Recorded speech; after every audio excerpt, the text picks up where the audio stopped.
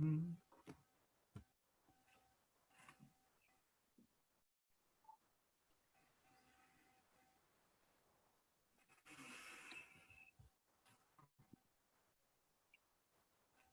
Okay, we are live on Facebook, and I'm just going to go ahead and let everybody into the room.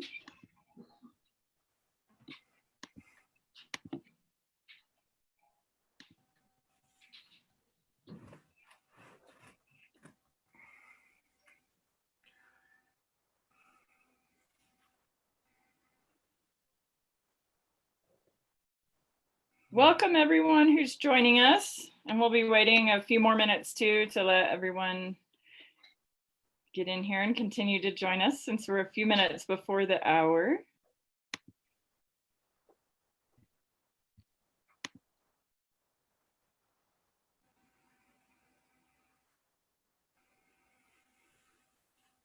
Hello? Hello. Danielle, is that you? Yeah, hi, Mark. Can you, okay, so you can hear me. I hear you loud and clear. Okay, great. You're good. Hi, Alex. Hi. Can you hear me? Yeah. Okay. How you doing? Good. How are you? Good. Getting through, you know. All the isolation. Andrea, you're muted. Sorry, say that again. It doesn't really faze me. I'm used to that. So. Oh, that's good. Yeah.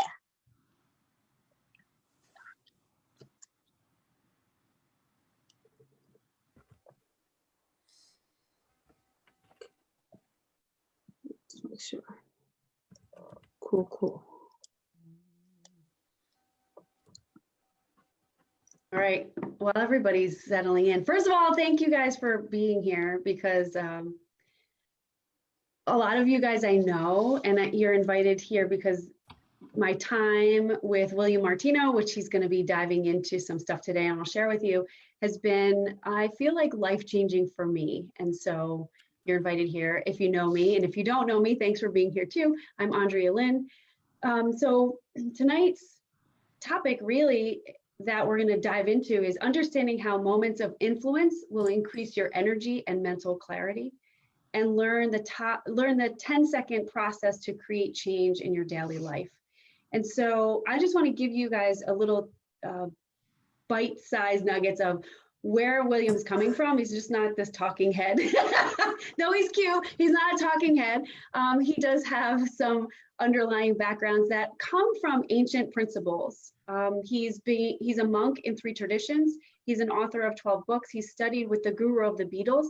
He trained Olympic teams in mindfulness, and he is one of the experts that's featured in an international documentary of the top experts of Qigong and Tai Chi. So a lot of what he offers us is ancient principles of self-mastery. And as we all know, you guys are all here, you're probably interested in learning and growing as a person, as a soul. And so that's some of the things that we're going to dive into tonight. So William, first is maybe understanding how these moments of influence will increase our energy and our mental clarity. I feel like so many of us are in fatigue right now with what's happening in the world. We were prior to this, but now we have some more fatigue happening with all the changes, and maybe we even feel a little like our mind can't think clearly. And so, you know, can we start there? I think that's a good place to start. And he's just going to be silent all for an hour and a half. So welcome to your. Well, I don't have any solutions and I really have nothing to teach, so I don't know what to do. You know, this idea of having a solution is kind of fantasy world. There is no solution. We just aren't able to remove the covering to the fatigue because we don't feel safe enough psychologically to drop the defense mechanisms. So that's the first step that we're going to get into later on. But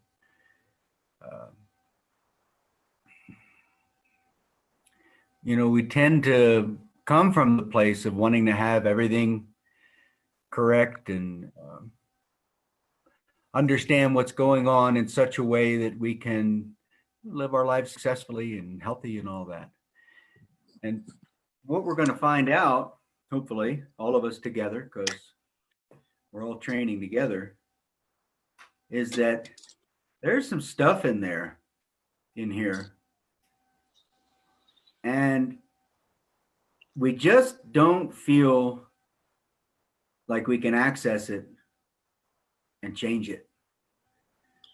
So we all live lives stuck on this external solution for a personal problem.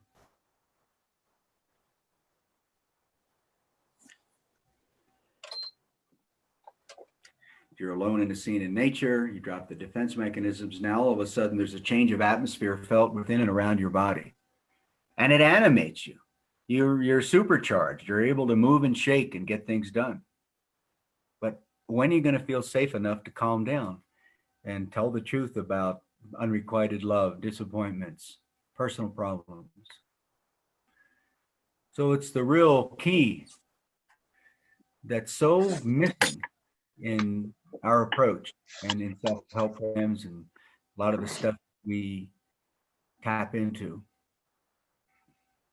Because we want to be strong, we want to have all the answers. We want to be unflappable.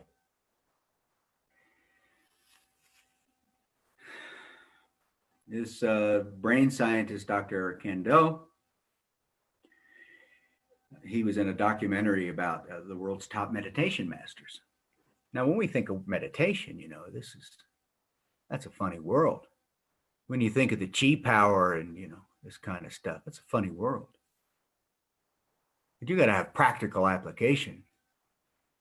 You got to have a method that's profoundly grounded. You got to understand principles that you can ingrain in steel, and you can refer back to them and find out some way that you can reverse your search. So this guy, Dr. Eric Kandel, he said in this documentary that neuroplasticity is the last frontier of medical science. So you and I, we've got hardwired things that we can't access. But if you have one wonderful moment, to address what Andrea brought up, moments of influence, if you have one wonderful moment, just pick a wonderful moment, pretend for a second, everything changes. So we've got to learn how to transform our lives from the inside out, not from the outside in. And that's the grind of spiritual practice. That's the grit. That's all I have to say.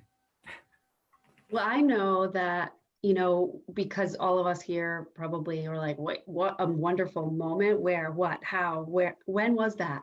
Have I had that?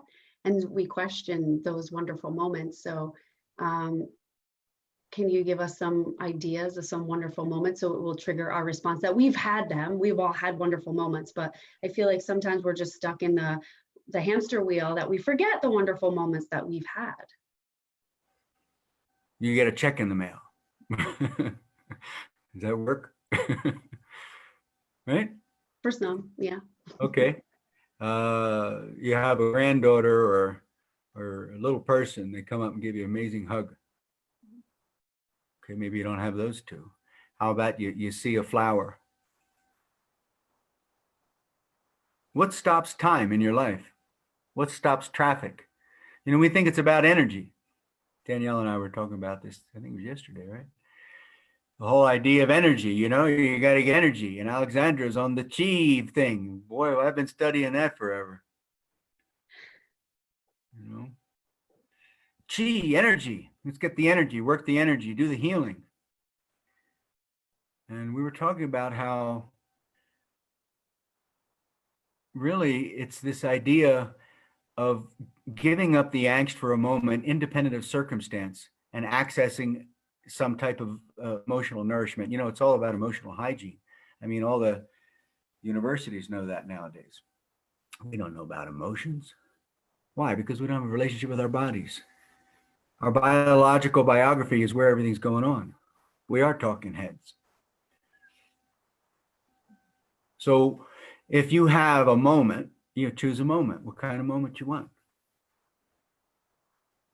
You've got sights and sounds and scents and places in nature and memories that if you could just concentrate and lock onto that for a second, hormones, breathing pattern, pulse, it all changes. If you get the check, it's going to change. If you get the hug, it's going to change. Remember a time you fell in love and you felt this is it, it's going to change. So moments of influence create a trajectory for our future.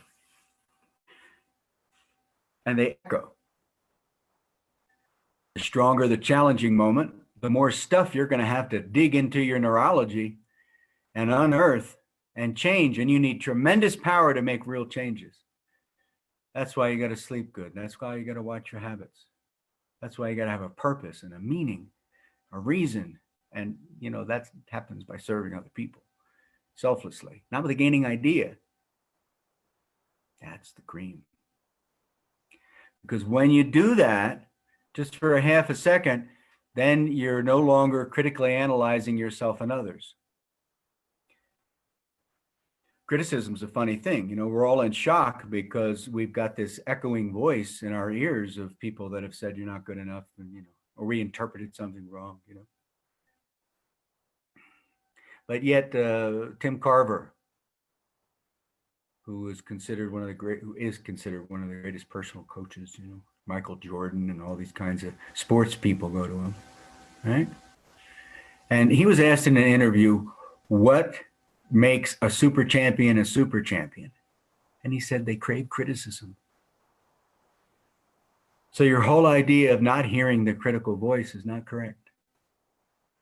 Because you can transform that and make it like the agitator on the washing machine that breaks up the dirt.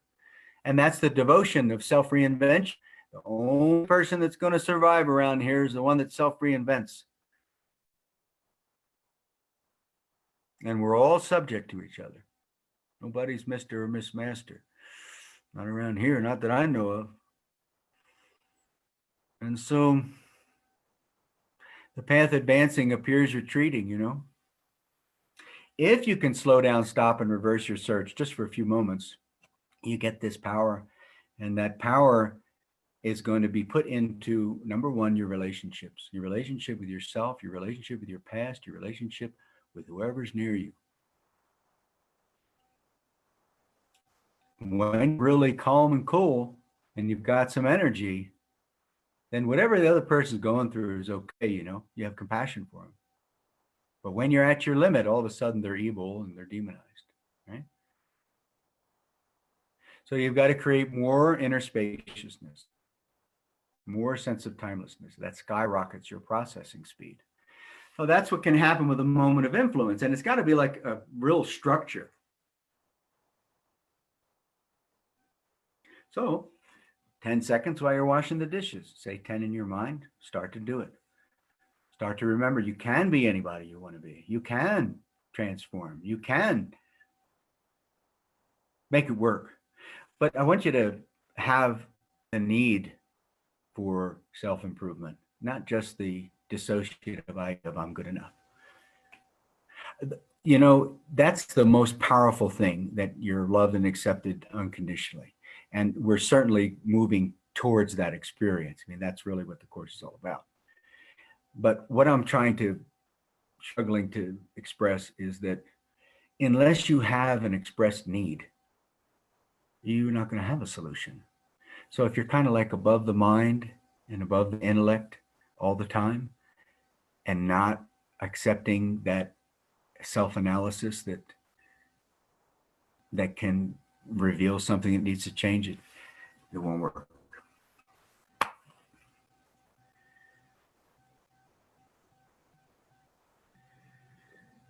Support and relief dance together. It's not a one or the other.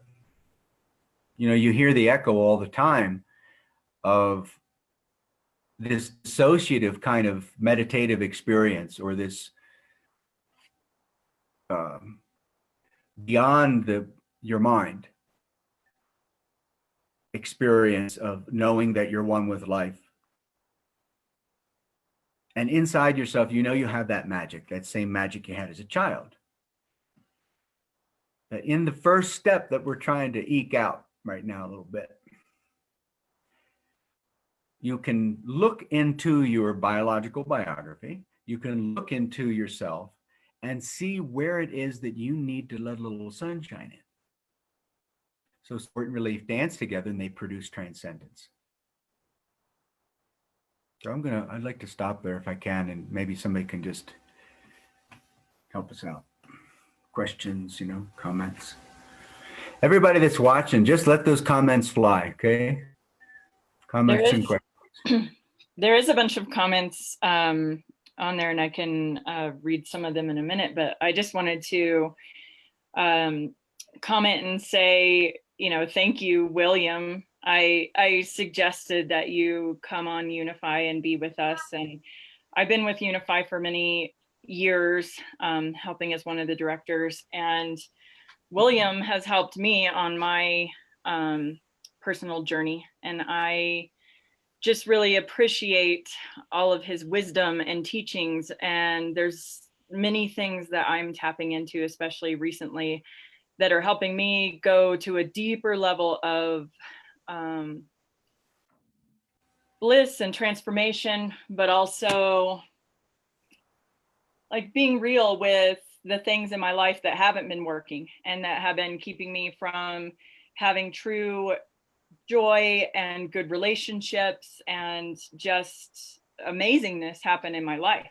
And some of the things that it's like the little things, there's so many things that William teaches me, but then sometimes it's just like one thing will just really, really strike a chord. And recently, the 10-second practice itself and going through the lessons of finding the things that bring you joy and peace and just, looking off the mountainside and a certain beautiful smell and a certain memory from childhood or from a loving experience, and using that to help cleanse and heal. And he's going to teach that process, but it has really helped open me up to a new level of discovering myself and realizing how healing can happen in ways that I had things shut off and closed up in some ways, or I thought that I was dealing with trauma. I thought that I was dealing with parts of myself that weren't going to get defensive anymore or that are there, but I wasn't deep enough with them to actually realize and admit that they were there and still hurting me and hurting my relationships and keeping me from true happiness and bliss and deeper relationships. So I'm grateful and blessed to have William as a teacher, and I'm really glad that you're here with a larger amount of people. And everything's been so weird for us, all of us in the world lately, with the virus going on and having to do everything online now. This was supposed to be an in-person event where we could all be together, but I think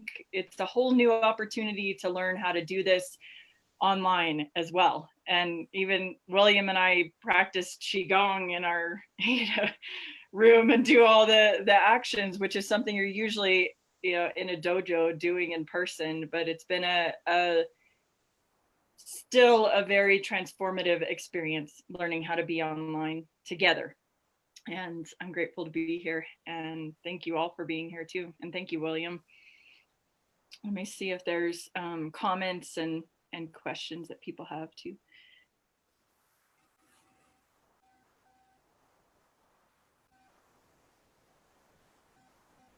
Mostly just people sending lots of love and saying that they're here. There's like 140 people is what it shows are online right now, but there's usually like thousands that check in these kind of broadcasts. But welcome everyone that's online and hearing us as well, and thank you for being here with us. And for everyone that doesn't realize what this is a part of, there's a whole weekend long event that William's going to be leading people in deep cleansing work and transformation and some tools and practices over the weekend that involves a lot of you getting into your own self and doing the lessons and the work that he gives to you and guides you on. So I hope that people that are joining us here tonight, which is kind of like an intro to the weekend, can also join us during this whole weekend long event, as well as we get deeper into this practice, which is what it takes to really learn and understand ourselves even a speck more on this 300,000 year journey, as William likes to say, as we're trying to give ourselves a hard time on not knowing it all yet. But thank you, and I'll give it back to you. Yeah, I love the idea. When I meet with people, I say, well, practice that for the next 300,000 years and get back to me. You know, something that's really important that we should recognize is that skills only develop through training. Another thing I want to mention is that when you start to train for a job, for dinner, for learning a new skill, anything, it's very boring. So I don't have some exciting solution for you. I have training for you. And if you get it real with any teachers in the higher levels, and I apprenticed with a guy that was raised in Wudang Mountain, one of the world's top Kung Fu guys. And, you know, I can go on and on with my experiences. And I'll tell you, it took me 20 years to learn about 0.5%. I just kept on saying, how am I going to help myself? How am I going to become more clear? 1,000 books, I think I read. Every training. And it's the same gig today. A little bit of wisdom, by the grace of people like are on this call, has allowed me to recognize this wonderful principle. I don't have the solution. And nothing you're going to say, am I going to believe you have the solution? Because I already asked enough times. But the beautiful news is that the second that you recognize that, now you're in process. Now, you know, you go from salamander to human being, right? Evolution, and here's another focus of the inner teachings of yoga. The inner teachings of yoga and Qigong and Kung Fu and Zen, all that stuff is so cool. And you know, it's almost never represented in the world. And I think that's because on the higher levels, the teacher's going to ask you to face yourself. And that's not really socially cool. But one of the things that they say is that a Kriya, I just say these words just because they sound fun, you know. I can use the technology words of all these disciplines, but really it's just science and natural stuff. You know, a Kriya is defined lots of ways, but in what I found is the most advanced teachings of yoga, which is kind of like the most advanced teaching of brain science on how to heal your brain, because it's about brainwave coherence and hormonal nectar. They say that, you know, your evolution can be turbo up right now if you get the transmission. If you can make contact with someone or something that's profoundly nourishing. But to do that, you're going to have to give up the intellectual commentary on who this person is and who that person is and what they did and what I did and what she did and so forth. That's what love and sex is supposed to be all about. Right? Let's say that you have the scene in nature. We're going to define examples for you as an individual. Secret childhood plays, peak life moments. That's going to give you the power when you tap into these vibes, whether it's the transmission of the energy of an immaculate person. You know, I can introduce you to what the real Zen person is, what the real Chi person is, what the real Guru person is. Not the 99.9 that's not authentic. That didn't help me. What helped me was finding something I could bow my head to a little bit. You can bow your head to a baby, right? You can bow your head to a sky, the stars. People exist like that. This evolution that you're seeking, that we're all seeking, to heal yourself and become stronger, smarter, faster, get more done, that can be turbocharged when you have that access. So I'd like people to write in the comments and answer in their own mind. They don't want to write in the comments. What is a scent that you enjoy? You got to be specific and not be scattered around all the time, right? So that's what training is, and we're going to get into that. What's a scent? Pick a scent right now. Pick a scent. Focus on it. Smell it. Hit the rose or whatever it is. Just allow yourself to slow down. Real meditation does not result in grandiosity or escapism or real centering. Can't say the word meditation too much sometimes because I don't want people to get the wrong idea. You don't become lazy or escape life when you were tremendously empowered by somebody giving you a gift of energy. When grace comes into your life from a loving family member or a new relationship or that check, whatever, that scent, how about the sound? You like flowing water? You see, it creates a platform and a springboard when you look at these different levels of who you are. If you bless your nose and bless your ears and bless your thought, what's a favorite thought or favorite quote? You got to be methodical. Because if you do the scent right now and do the sound right now, I'm going to just listen to your breath flowing, okay. And you do the thought, 1080,000 thoughts science says we have, that's a lot of erratic thought. But if you fall in love and you're looking at the stars at 3 a.m., you don't have much thought. Yet that state of mind can think with creative genius. How about the paradigms of your body? In other words, your centers, otherwise known as your chakras. The chakras is the ethereal thing that only comes with deep meditation and awareness. Really, your energy centers are these nerve plexus places before you get into the other deep ethereal stuff. Roots, intestinal fortitude, guts, heart, heartfelt, heartwarming, good head on your shoulders. These phrases have come about in all languages, and they relate to the physical and psychological meaning of those centers.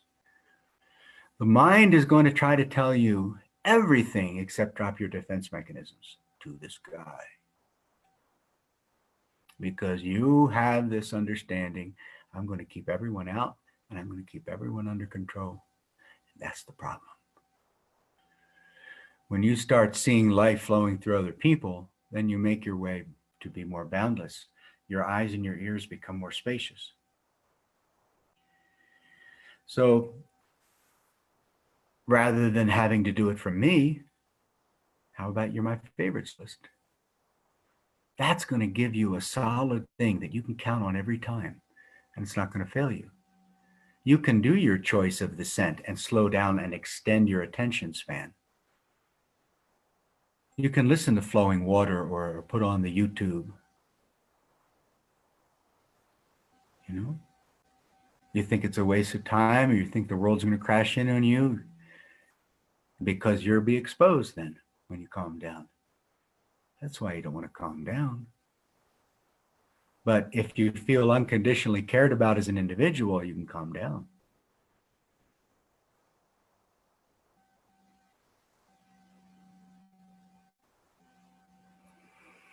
And this results in an inner wellspring of power that makes you heal your psychological issues. I know there's a lot of people on this call that have psychological issues.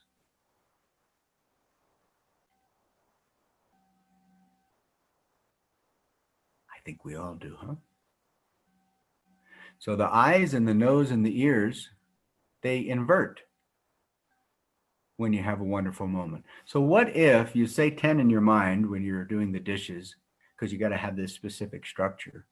One of the most difficult things to do, to accept structure. But you have the scent you defined, and the thought, and when you're doing those dishes, you just start to get access to that vibe. Little by little, there's a cumulative benefit. Or how about, let's do, put the hands on the eyes, as long as your hands are clean. Like this. Just rest your eyes. I'm going to watch. Rest your eyes. 1, 2, 3, 4, 5, 6, 7, 8, 9, 10. Okay. Now, how about compress your stomach muscles? Do 10 repetitions.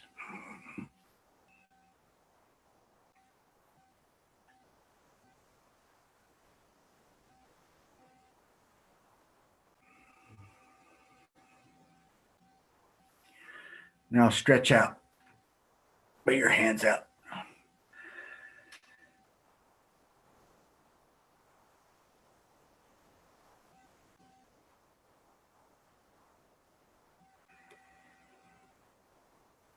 See, the idea is if you give time to this inner movement of direction, then you're going to have a better evening. But it's not going to come from me giving some pretend solution to everything. It's going to come from training. So we did a teeny bit of muscles. We did a little with the thought. You see, if your mind is yelling at you because there's no peace of mind, then how are you going to get insight? How are you going to have that moment that changes things? What we're defining is how to improve in having moments that influence your biology.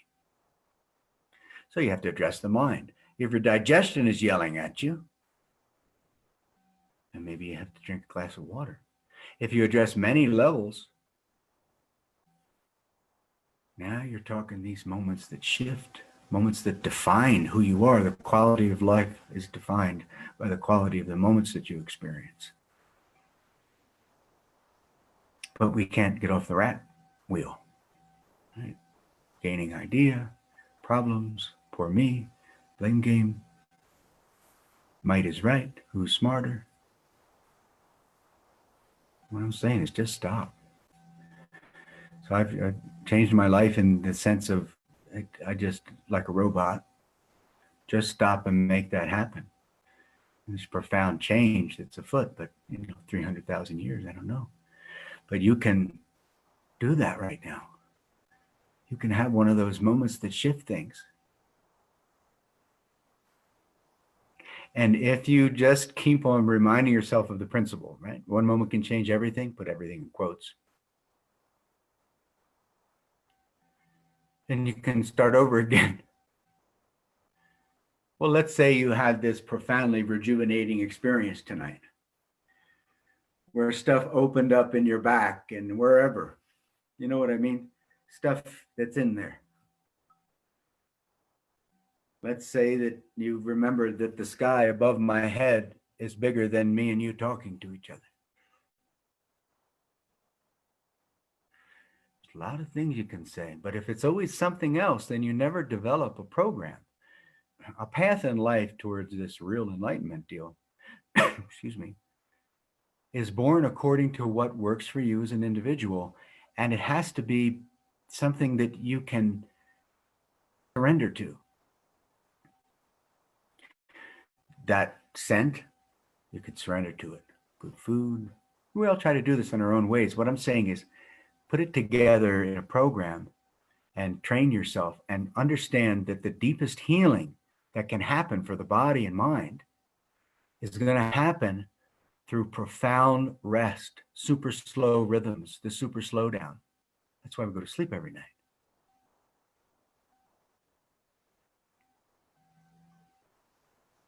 So what if you could slow time down? There's a movie Contact and another movie. Well, in the movie Contact, the lady falls through this thing and she was supposed to go to Mars or something like that.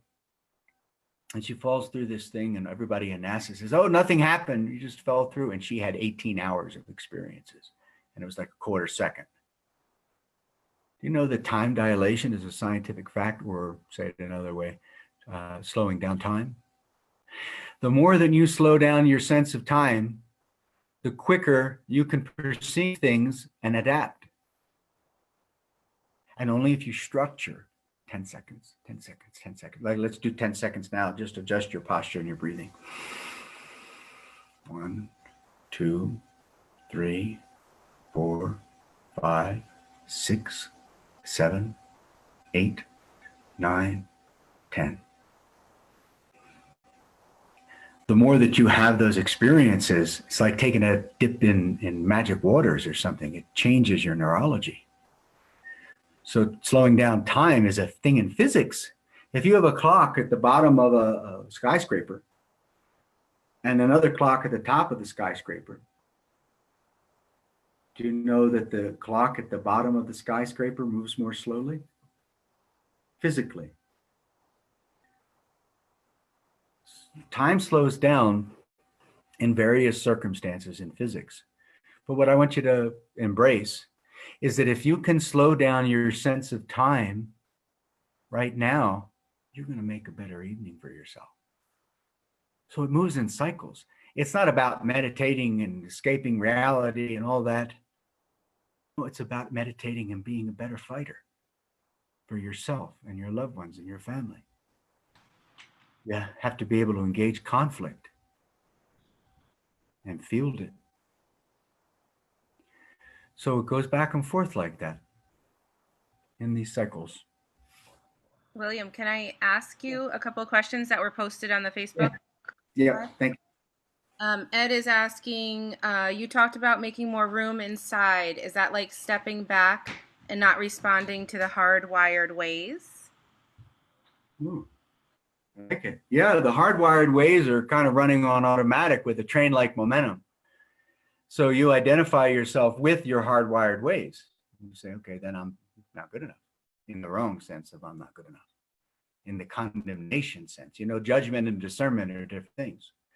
So if you want to get to the place of discernment, yeah, step back from those neurological wirings that you identify with and just leave it alone. Have a moment of grace. Grace is more important than law. In all the spiritual traditions, space is bigger than forms.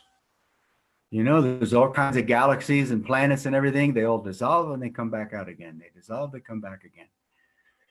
And that's the same thing when you look at your transcendental awareness, which is watching you, watching me, watching something else. You extrapolate that out and you become the person that's watching everything, like on top of the mountain. So that's beyond energy. Yeah, that's beyond energy and beyond the dynamic. So what we're trying to do through these 3 steps is to get to one moment of that and then get that feeling and plug it into these 10-second things. Now you want to say 7 seconds or you want to just do it your own way, that's great, but it's got to happen. So easy way or hard way, we're going to experience, evolution. So get to the place of just watching those dynamics within yourself, and there's guidelines for it. Feeling peace of mind without thought. That's different than energy. That's different than the energetic dynamics of your life.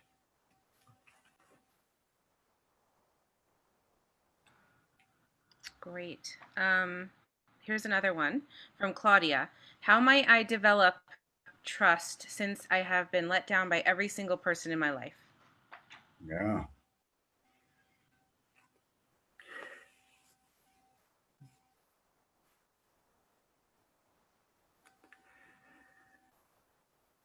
The other person is the product of your software program and who you are. That's genetically generations back. That's your own choices in life.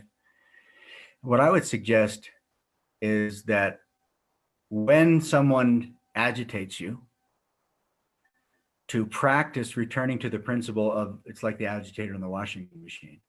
And if you have to set a boundary in it, then you can do that. If you have to ground them, you can do that. A lot of the problem with our lives is that we don't have a proper relationship with boundaries. So developing trust comes from really more spaciousness and timelessness. I'm thinking of my cat. If I'm really centered and balanced and so forth, the cat can do no wrong, But if I'm busy or doing something and the cat's there under my feet, and now problem. And it does mean that you can't say to people that misbehave, hey, we're not doing that. You have more strength to do that. And what happens is you develop a field of coherence that lets you see people like the electricity in this building. Okay, so the electricity here, right? And the electricity is going through the ground wire in the building. So to develop more trust, you got to have your body like a ground wire for your brain and not just be in your head. And what happens is you can feel what the other person's putting out, and you can discern between their electricity and what their electricity is doing, meaning their behavior. So you don't want to deny their electricity. That's denying God. Doesn't mean you can't whoop them. You have to. But it means that there's a difference between the electricity and the software program, what the electricity is doing. So that's how you develop more trust, because you'll start to say, what is this person saying? What's their unmet need? How come I'm not listening well enough? You know, not like a self-condemning thing, but just to have a relationship with your own evolution. And little by little, you just gain more space in here. Like the other gentleman said about watching the dynamic. And you'll see that if the trust is a thing that comes back and back into this drama, then you're just creating more energy all the time, because you can't feel what the sadness is about being used, being lied to, so forth. But if you're watching from a mountain, if you develop more brainwave coherence, more of a good feeling inside your body, you can see where people are coming from. And it's easier to give them grace.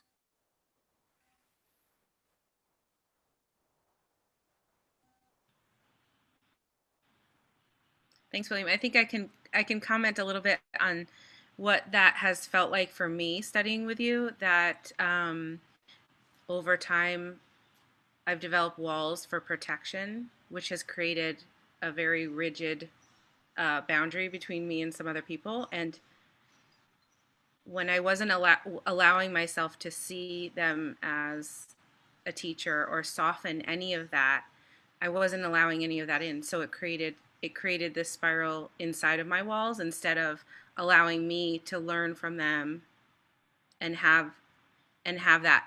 It actually has softened and allowed me to see things in a different light, which has helped me to have better relationships. So, can you see how doing that thank you. Also gives you the ability to set more boundaries if you need to? Somebody does something that's over the line. Yeah, it has, for sure. There's a cage fighter guy who was a student, and went 4 fights, went to the championship in Colorado. And one of the things that was very helpful for us learning together was this idea of the fight. We all got a fight in life, right? So I would say, do you say, why did I get hit? Or why did you hit me? In other words, somebody misbehaves towards you. The bottom line is going to have to be one of those other choices. If you're stuck in shock, you're only going to look the outside. But if you can say, how did I get to this? Why am I experiencing this? Dr. Hugh Len, we talked about this the other day. He, Hawaii State Hospital psychiatrist, they had to empty the hospital. Everybody got healed. His whole thing was, why am I experiencing this? So if you have to then take action, you can do so, but you'll find that you just have more power not to do it, because you see things further at a distance.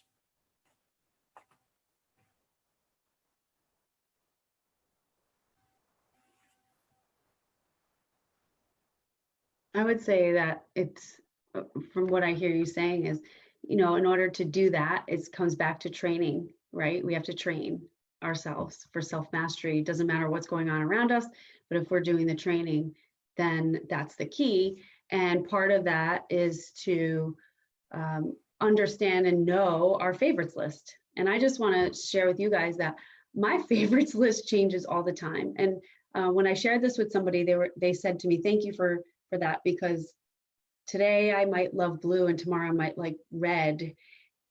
But when when you ask me what's my favorite, sometimes I get locked up. And so then I can't give that nourishment to myself because I'm like, I don't know. So being flexible with what you like today and what you like tomorrow is I think key, right, for all of us. Yeah. Let's go into the second part now that we had all this harsh talk. The second part is, how long can you make your rhythms? First time I saw the Grand Canyon or held my baby son, daughter, and stood in front. Hi, Richard. Thanks for posting that. Helps a lot. Yeah. So the 3 steps. First step is recognize some of the harsh realities of life. Before I came over here, this is my little office. Before I came over here, I was in the house there, and I saw this big giant thing, Georgia, on the TV. And of course, that reminded me of the corona and all that. Georgia's coming. So I started singing, Georgia, Georgia, the whole day through. Just an old sweet song keeps Georgia on my mind. So we tend to have so much stuff that we're trying to process that we don't want to recognize the dangers could be happening in Georgia or just our lives, just the reality that we're aging, facing fears, tough stuff, right? So now we go to the third step. The third step, and we're going to bounce back and forth a little bit between these steps. First step, you get ready. Second step, you slow down. Third step, you transcend. And I've got to remind you that to go so slow and to relax so much is not going to have you have any extra problems. You get stuck on go so much, but there's more inner resilience that you can create by having this natural pause. It stops time and stops traffic. It mends neurological things. It gives vent to stuff that's repressed in there. Nako.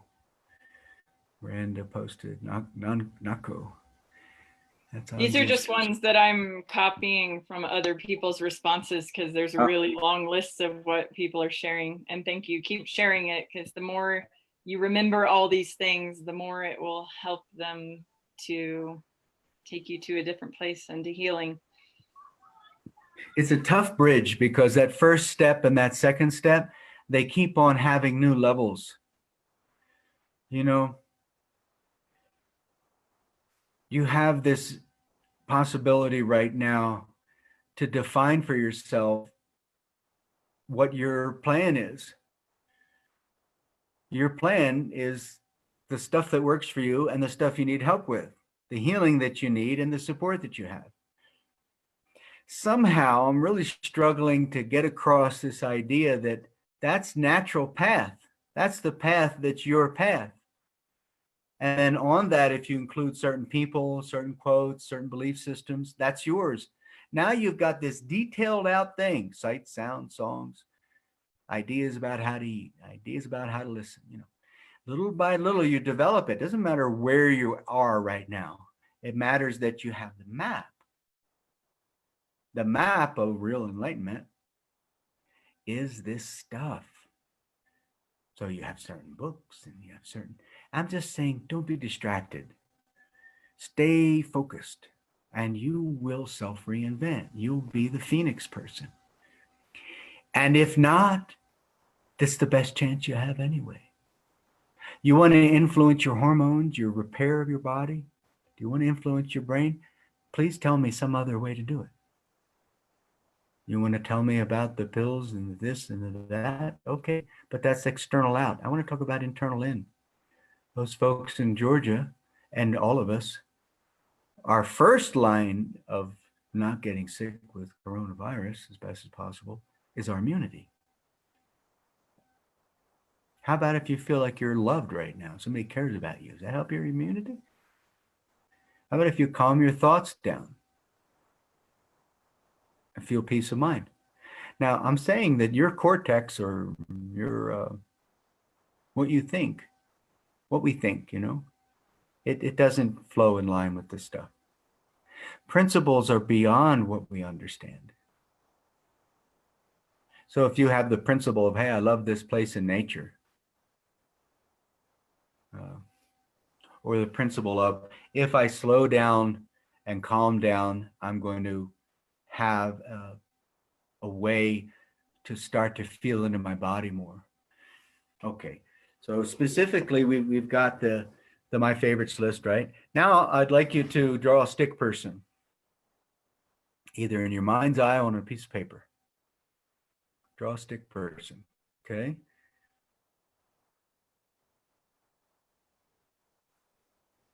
And start to feel the support that's necessary just from our time together tonight. I hope and pray that you can find in your own body something that needs a healing hand on it and surrender to it.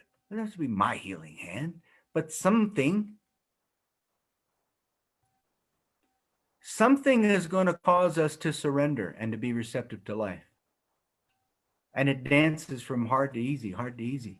So if you actually draw a stick person and scribble now on areas where on your body that you have some fear, some concern, now you're going to remove the covering and create this natural vacuum to these in the air. But if you're in your head, you can't do that. So the body, ground wire of the brain. This building, ground wire, excessive electricity goes into the ground. When you touch down, now you have a proper body energy experience. If you look into your lives, you'll see that it's very difficult to touch down. Terrifying, because if you drop your defense mechanisms, then you're rolling. But that's the greatest fighter, the greatest race car driver, the greatest lover, the greatest scientist, the greatest teacher. You don't see those people running around in a frenetic mess, the ones that are the most productive. Think of an Einstein or a Jesus or anybody you want. There's some cool cats. But yet they're the most productive. And the way that we can help get to that is to see these places on that scribble map on the body and say, oh, okay, I need a little TLC here. I'm going to surrender to it. I'm going to let life back in rather than trying to keep everyone and everything out. Because I think that your solution is around you. It's in the air. And by these 10-second ideas, let's do another 10-second idea. How about look up? Everybody's got too much tension in the neck, right? So things are looking up. Everybody look up. Look up at the ceiling and just release everything, everywhere, every when. Forget it. You, me, him, her, this, that. Just be okay for a minute.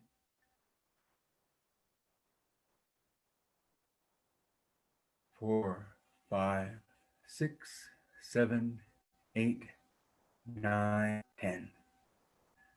Okay. Now have your hands like this. And we're going to do this longer. And then in your life, you can do the 10 seconds here and there. 10 seconds here and there. Posture in the car.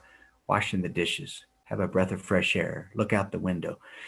The master skill, the master Olympian, before they deliver, they center.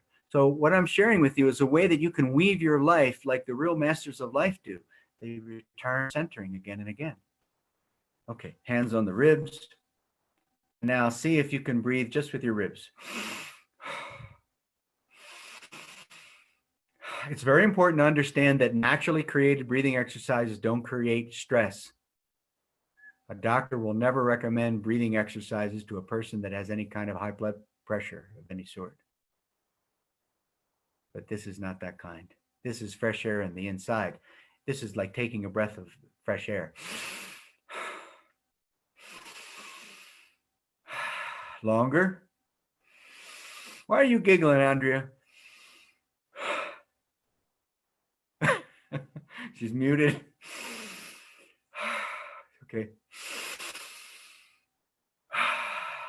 What's another way real deep breathing happens? Danielle, with the deep breathing, right?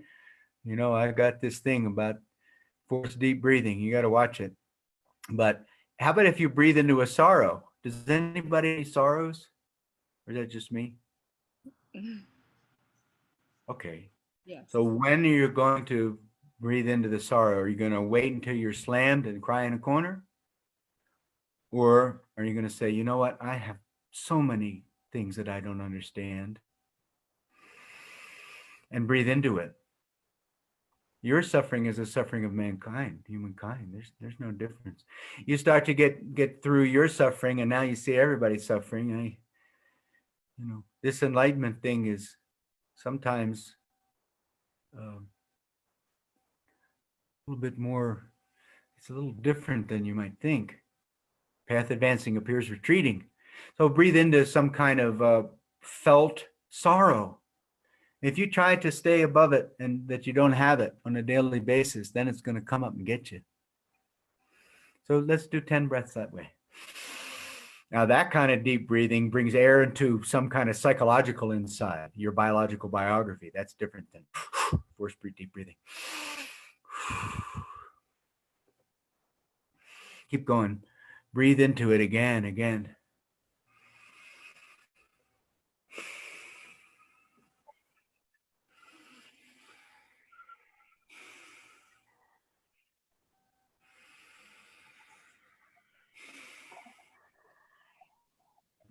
So beautiful. And we just keep on going in this direction, because the more time and space you give to this today on different levels, nourish your eyes, nourish your ears, nourish your nose, you're going to turn out with a better you tomorrow. Don't go through life and find yourself in the place of not understanding a darn thing and losing the mystery of childhood. You remember? You got to keep the spirit of the child and have some kind of power that's developing. What's another way to develop this inner deep breathing? Isn't it getting ready for something? Let's say you're getting ready to have the best future of your life.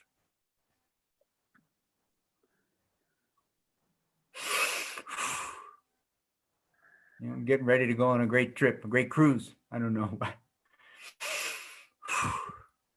Okay, that's step one. Let me back up a little bit because I think I'm starting to go too fast. Maybe there's some other questions or comments.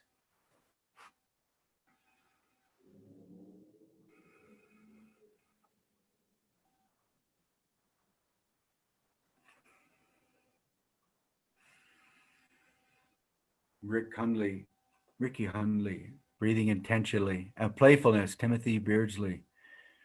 Yeah, can you play? Can you be silly? Can you be silly? You played pretty good when you were a child, right? What about right now? You should see my wife and I. Oh my God. I should tape that and put it on. We're the silliest things you ever saw. We're always silly in our therapy life mastery sessions too. That's one of the things I love about it, is that William talks about how we heal our own dumbass. I call it the How to Heal Your Own Dumbass class. Which I love. That's one of the first things I ever resonated with. It becomes okay to talk like that if you're a little silly. All right, let's go to the third step. Third step is a moment without thought. In Qigong, it's called embryonic breathing.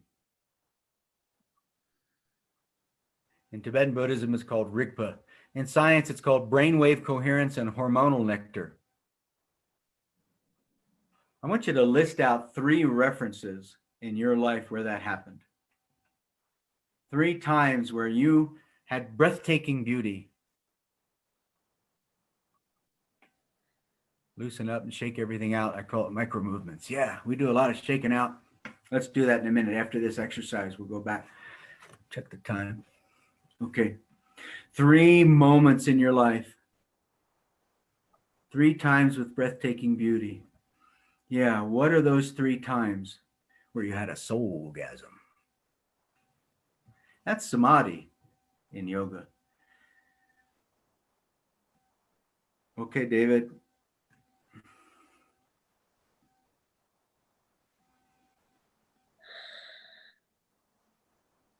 Do you have any reference for that? A place where there's no thought?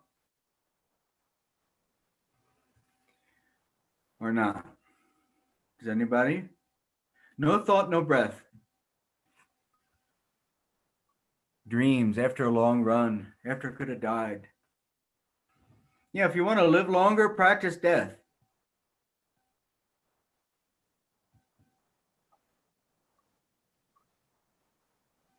What if right now you just let it all go and had suspended animation? The more that you produce this suspended animation, the more that there's a great result in your life of excitement. There's a phenomena between stopping and things flying. But you don't want to stop, right?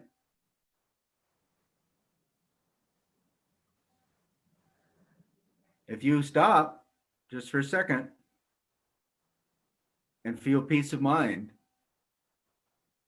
the energy that comes back after that is phenomenal. But you learn as you age not to do that, because that's when the kid runs in with a problem, and that's when the phone rings. I call it the phenomena of drop and pop. If you start to release deep-seated stuff inside of yourself right now, it goes in the air, tries to come back. Something has to settle the cortex. You know, in every tradition, every religion, every enlightenment system, and in ordinary life, people will kiss your forehead if you're crying and you're really upset. Right? I would like to convince you of the importance of emotional hygiene, the importance of reversing your search. You want more power? You want more intelligence? This is the drawing of the bow that lets you shoot the arrow, the reverse direction.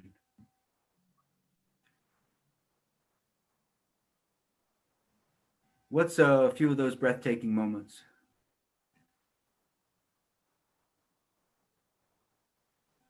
From memory. Do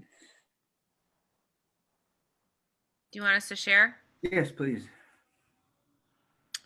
The first thing that came to mind was waking up to a deer hanging out outside, just laying there, a doe, and spent many moments just looking at each other.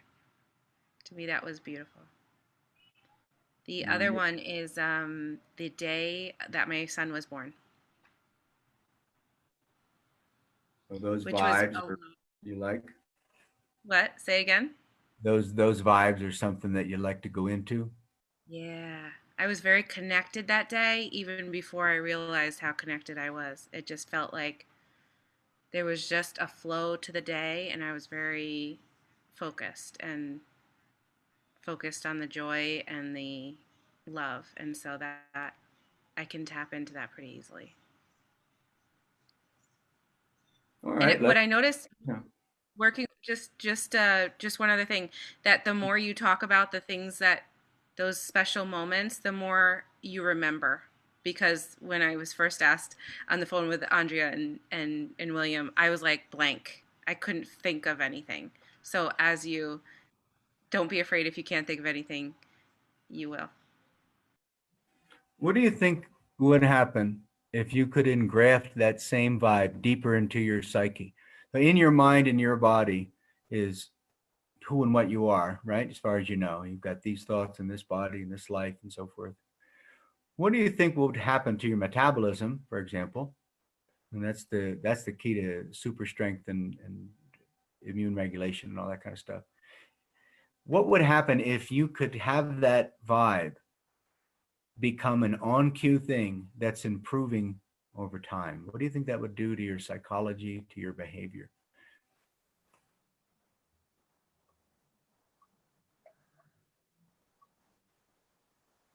Can I share? Please.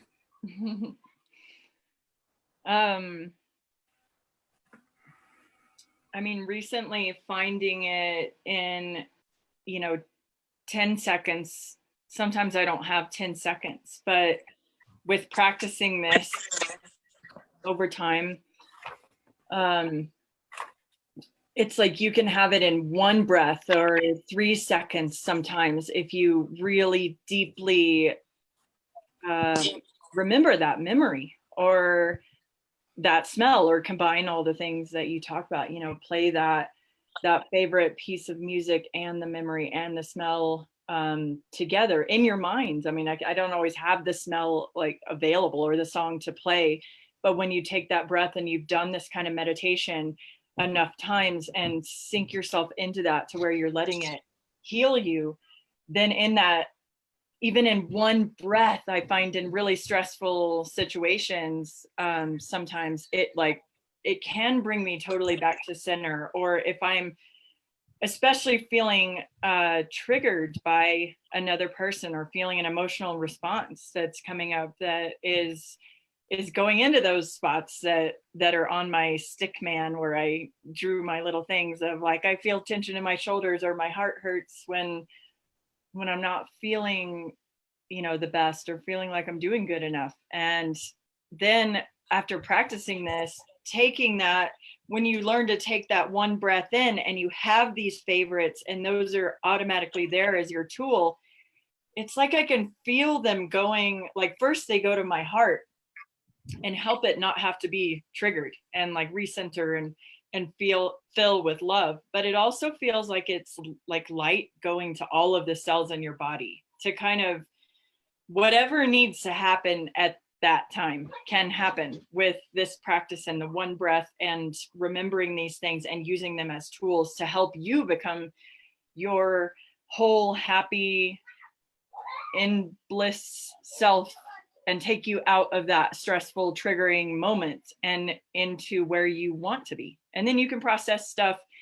Then I have stuff coming to my mind of, okay, from your centered place, the trigger was coming up for these reasons, or the perspective that you need to look at looks like this now when you're more in your centeredness and your wholeness. And you don't have to let that person or this interaction or this stress, even from my kids or from a busy event that we're trying to run, that doesn't have to be the thing. It doesn't have to be stressful anymore. All this goodness that we've cultivated and then taking a breath and bringing it in becomes what you are, what you need it to be. It's really great to have these opportunities to transform our entire daily lives into a transformative experience. There's certainly going to be stress, and that stress is going to make you more resilient according to where you feel it in your physiology that may be excessive reactivities happening. So now you can moderate your ability to respond by reconfiguring that place in your neurology. At some point it's going to overtake us. But to realize that this dance of support and relief continue to make us more coherent. Here's something from science for you that you'll enjoy, that if you do the first step, remove the covering. The second step, slow down, connect to a feeling and the vibe. And you want to do my favorites, that's fine. For some people, they're not going to do that, but you can just slow down and center yourself. Third step, go beyond, get some insight. In science, these steps will produce more physical coherence that you can measure. And in the program, you're going to get free apps and you're going to be able to measure your progress so that you know that you're maturing, you know that you're making progress, and you have enough jumps like that over time, and you really have some encouragement, if you really can face some things. So there's one electron in New York, one electron in London or wherever, and they have this thing called spin. Spin means that the electrons are paired, and when one electron has something happen to it, the other electron responds immediately. So this in science is called non-locality, right?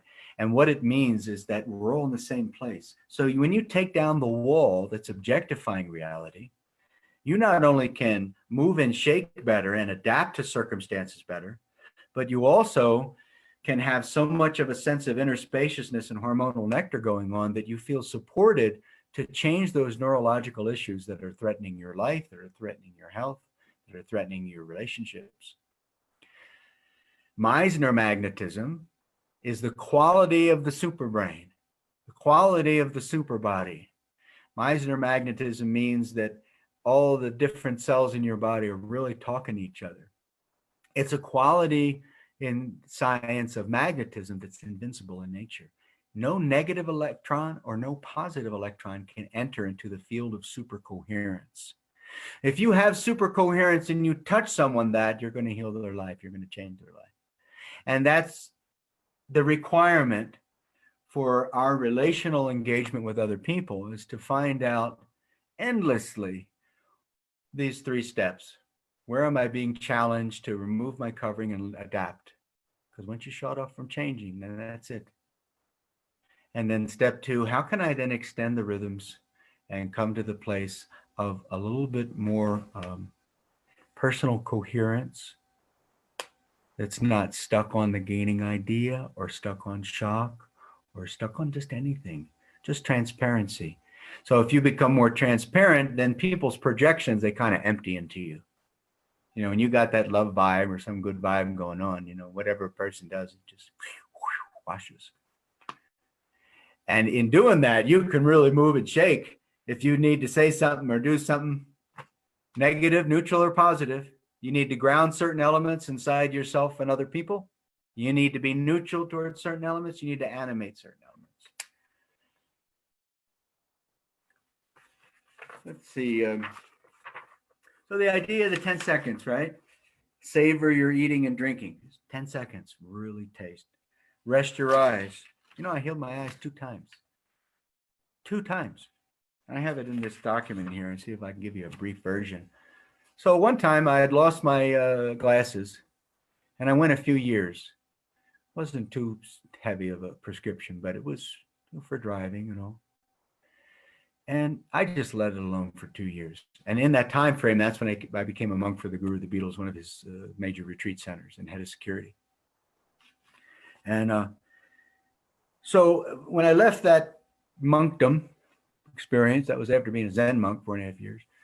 When I left that one, I said, let's go get some glasses because it'll be fun for classrooms and it'll be good for driving again, you know? And I went there and I got the test and my vision was 20/20. So fast forward, how many years? I think almost 20 years. Something like that, yeah. So fast forward, and I had to renew my driver's license. And I took the driver's test and I failed the eyes. So I went to ophthalmologist, getting the glasses.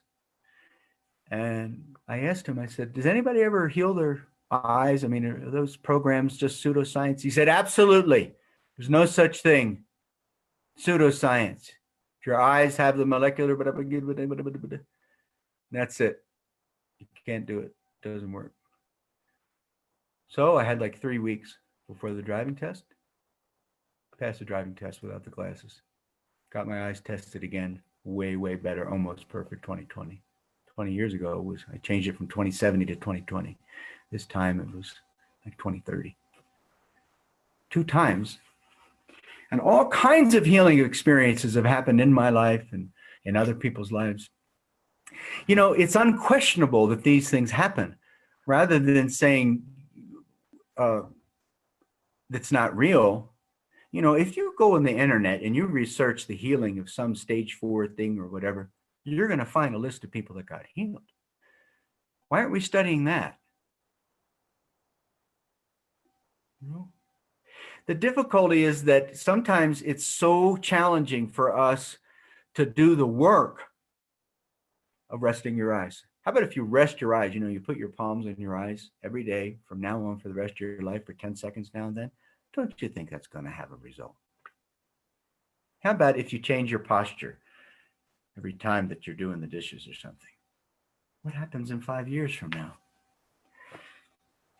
Well, there's a lot of 10-second things here, and we're going to be training in them tomorrow. The hands-on breathing, that's a good one.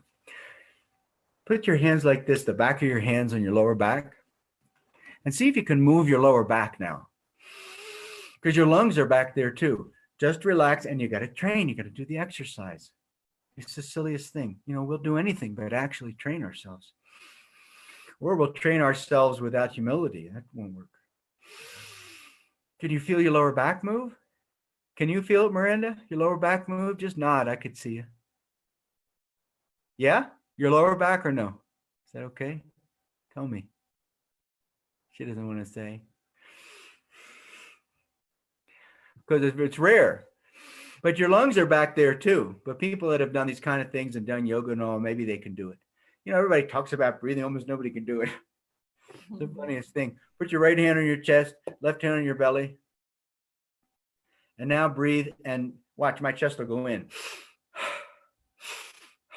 See that? That's true diaphragmatic breathing. Singers do it really good. Breathe down deep.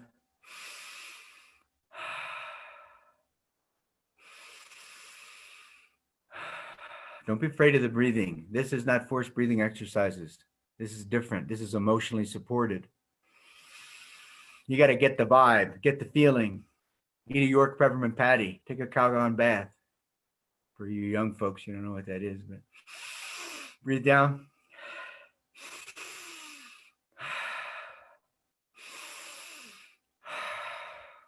Slower.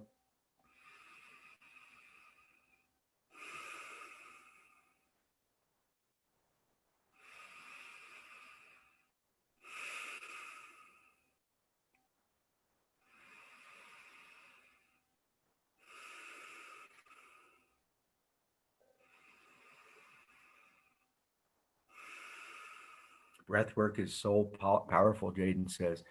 Sure is. But naturally occurring transformations of breathing, not forced breathing patterns. So important. Changes everything. I mean, you get some benefit if you're healthy enough to do forced breathing exercises, but Masterland is you get the transmission, you get the good feeling, you connect with somebody you care about, something good. Look at the plant, look at the lighthouse. Something going on, and you relax. You just forget it. Just forget it. Relax. Let your problems and your distortions and your addictions and your confusions, let it be exposed. Let it be written on your face. Let other people see it. They want to point at it. It's just going to clean you. Don't worry. Most important thing for you going forward is that you heal yourself. You survive. You're not any good to me if you don't survive. If you're not alive, you're not helping me or anybody else. If you want to be the great healer and the great provider, you know. I need you. The earth needs you. Everybody needs you. You don't know. Let's see. Another 10. We did the look up. And all of these have explanations. Okay, this is a nice one. 10 seconds. See if you can remember your best memory. You know, ever hear that saying, there's no atheists in the foxholes? You know, if you're really desperate or you're really sick or you're on the deathbed or something going, you know, you're going to start knowing this stuff. You're going to reach out. Do it now. Because you want to get the feeling. You want to get the transmission. It's all in the transmission. It's all in the vibe. If you get that vibe inside yourself, you can generate enough magnetic power to change your neurology. You really can. Just have the hope and realize that what I'm talking about is how it works. It's not my ideas. You naturally, when you're challenged, are going to have catharsis and you're going to reach out for what works for you as an individual. But you're going to have to give up the gaining idea and give up the arrogance that you're the great enlightened one. Because we all know that in some secret place, we're the magic one, you know? Everybody. And we're all waiting for the other person to recognize us. Then we go 50 years, more years, and nobody recognizes it.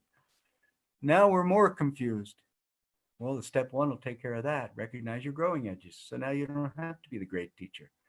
You got to primarily decide whether you're going to be the teacher or the one that's being taught. You're going to primarily decide whether there's problems that you need to address or whether there's solutions you have for problems. I picked the first one in both of them. I'm going to stay there. And what I'm finding is that naturally facilitates this overflow of being able to help other people. But there's no separation. So it's very, very interesting, you know. The path advancing appears retreating. Who and what's going to make you feel safe? When you do it in your closet and in your room and wherever you want to do it, and you have the list of the things that work for you as an individual, now you can drop the defense mechanisms. Can't do it in front of me, maybe, but you can do it. You can do it. 10 seconds, 5 minutes, customized. In the program, we're going to train 10-second things and hopefully install them in your life, right? And then 5-minute things. So you train the 3 steps of process. All process goes through the 3 steps. You're going to do the dishes. First, you're going to get animated.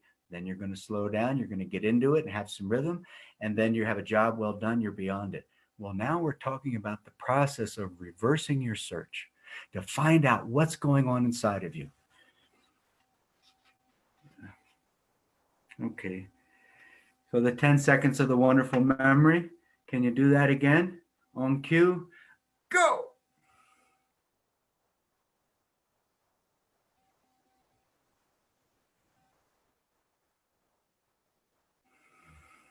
You got to get the feeling somehow. I know it's a funny game to play, these my favorites, but again, this is how you're naturally going to reach out for help, and you need more help than you have any idea. So do I. So what about 10 seconds of secret childhood place in nature, somewhere you used to go? Okay, go.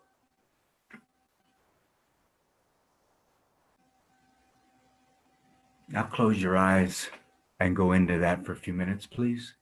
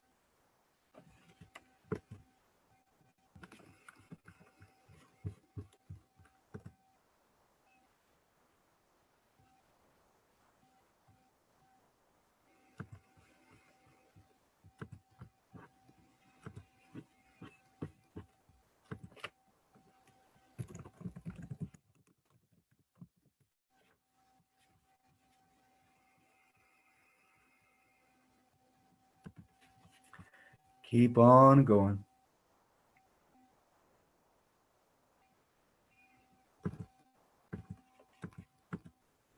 Hey, Pops, what you mean, what a wonderful world?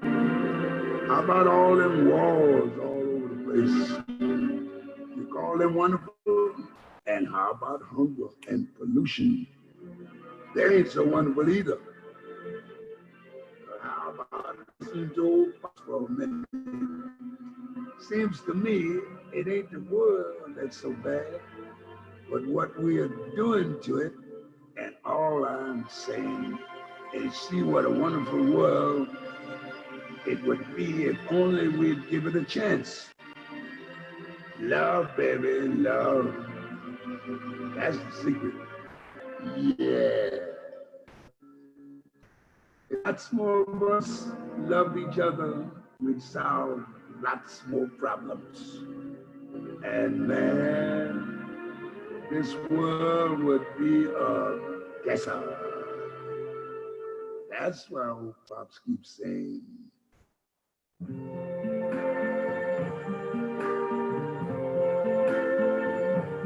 I see trees of green, red roses too. I see them blue for me and you. And I think to myself, what a wonderful world.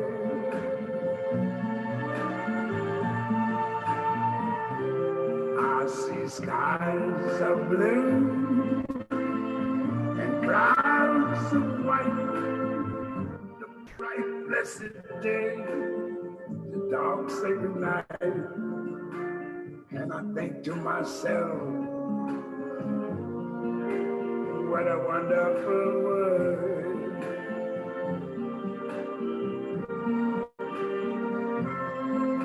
The colors of the rainbow, so pretty in the sky, are also on the faces of people going by.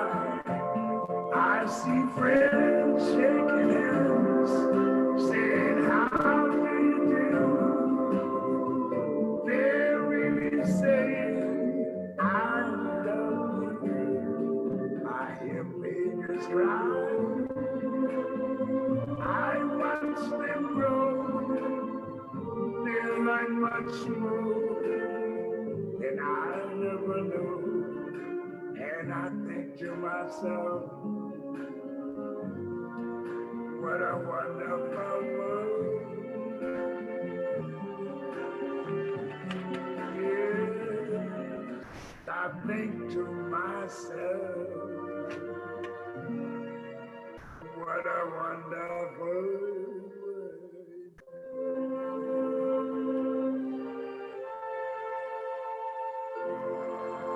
Oh, yeah.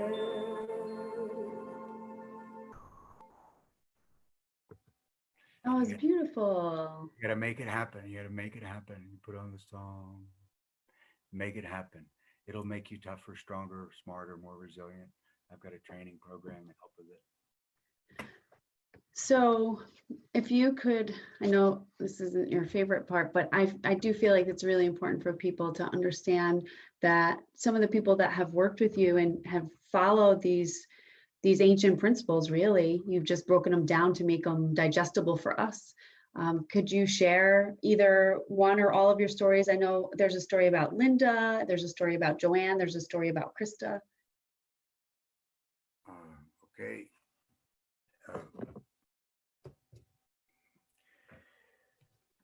So these things are hard to believe, but they happened undeniably. I'll share with you two things that happened. So one is Krista. They were doing my class prior, and Philip and Krista, and Philip called me out and said, Krista is in bad shape. So I went out there, and she had Lyme disease, and she was on the couch, and and how these kind of healing things happen is a matter of rapport. There's a lot of magic and timing and luck involved with it. But these things happen. A lot of things happen. But so in 4 days, the blood results are negative.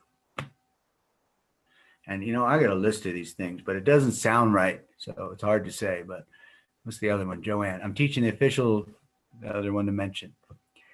Official trainers of the Olympic ski team. And it's a big class. And there's this lady that came in because it was open to the general public too. It's in a health club, Body Dynamics, Colorado. Boulder, Colorado. So Wendy McClure is the lead of that thing. And she had me in there to teach about the chi power, So this lady came in the middle of the class, and she's banging her cane, and her arms and hands were all twisted up, serious MS.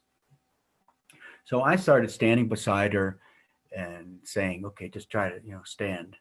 In Kung Fu, you learn how to stand for years before you learn any movements. I mean, real Tai Chi and real Kung Fu is a lot different than what you think, but you learn how to stand. So I'm teaching her how to stand, which toe's talking to the ground. There's a lot of biological awareness that you can develop. So we walked together, and eventually the lady came up to me and she said, you got to stop giving her so much time. We hired you to learn about the chi. And I went to the front of class, and I said something abrasive. Said, anybody doesn't like it, you can go. Anyway, in 3 weeks, the lady's limb straightened out. It's a fact. Now, look, you have extraordinary influence over other people's lives. Believe me, you've cursed people's lives and helped people's lives in amazing ways. We all have, you know. But if we could be a little more humble, I think you're going to find that you'll be able to do stuff like this. Nobody even knows what's going on. Anyhow, so how can you change your breathing pattern, your pulse, your hormones? How can you tell the truth that you have stuff inside? How can you tell the truth that you're a student, not a teacher? You know, and you just build more magnetism. The heart's got a 40-foot field of magnetism. Most advanced way to diagnose a heart in a hospital is magnetocardiogram. Every cell's got north-south pole of magnetism. You can develop extraordinary magnetism. You want to get goals, you want to facilitate your life, do the inner thing. Sorry, kind of late timing here. Thank you.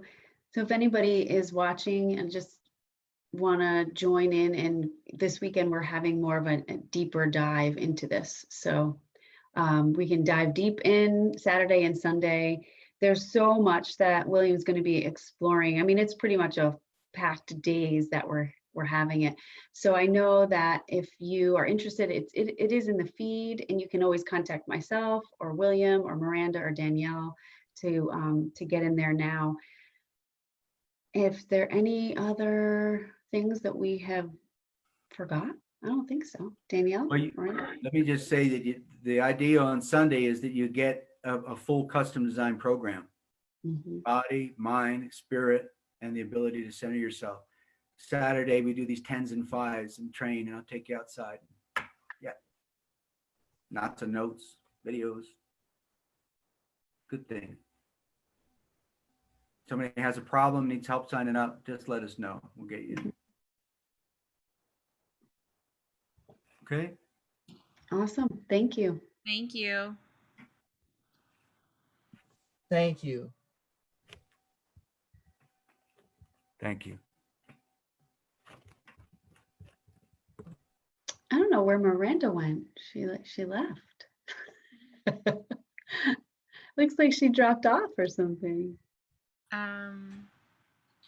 Yeah, we may have to end this on our own, right? Yeah, I think so. What's wild? All right. Mahalo from Thank Hawaii. you all for coming. Bye, guys.